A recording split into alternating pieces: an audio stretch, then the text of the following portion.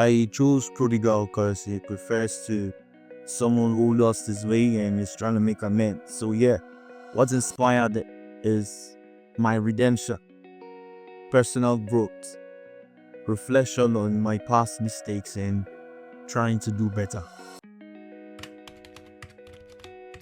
I'd say through my music, I tried sharing my story of transformation and growth, shaped by my past experiences and relationships.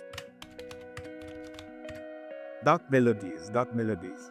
Dark Melodies was born with the need to overcome adversity, inspiring themes of resilience and perseverance that I can do spirit. So yeah. My culture influenced my music. So I try as much as possible to mix traditional sounds and modern styles to create something new and special while still respecting my roots. In the context of the project, I tried blending the urban genre with Afro influences. In the project, you could feel that African in it and you still get the foreign vibe. So whatever ground it falls on, it's good to go. Talking about songwriting and creation. I know most persons do say how they get their own inspiration, but funny enough, I get mine in my sleep. Okay? But the thing is, when we get to the studio, I already have a laid down sketch of how I want my song to be. So already I have the song here, either written down or in mind. So I just don't go to the studio and start bouncing on an already laid down beat. No, I don't do that. It's already there. So what we do is we create everything from the scratch. So it's all original.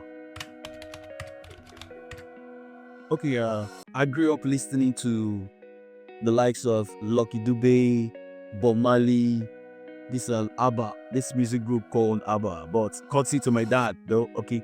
But as a young dude, I also grew up listening to rap music. So I think all this had a role to play in the aspect of my storytelling in songs, yes. So yes, they really play a major role. Then when you talk about the likes of Burna Boy, Asake or Omale, I think what inspires me from them, or what I envy more about them, is that confidence they have in their sound. And with doing that, I think yes, because I have something even much more big and more. Let's not get into that now, but yeah, good. So they also inspire me. The most challenging song I faced while creating this EP was the first song, and that's Prodigal. Because I needed the reggae sound and I needed the country sound. Now it was little bit of the both of them. I just didn't want to do something that's regular. I just needed to do something abstract. So yeah, it got to a point I was like, well, I was going to drop the song, but then I noticed that there was something about that song. The more we progressed, the more it was making sense, and it just came out like something that's not there. And so yeah, for me, it was the most stressful song, but I enjoyed the whole process. So Prodigal, I say Prodigal. Okay, and so from young adults and bloggers of African culture, and I like them to feel empowered when listening to the project. I like them to feel unified. I like them to feel inspired. I'd like them to feel represented when listening to Prodigal.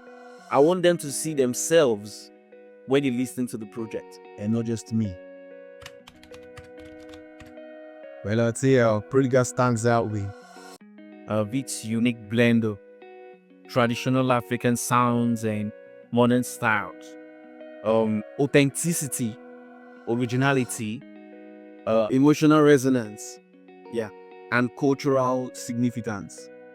Cutting through the noise into these music industry. Sorry to say, but then you just have to say it the way it is. So with that, I think definitely the project stands out.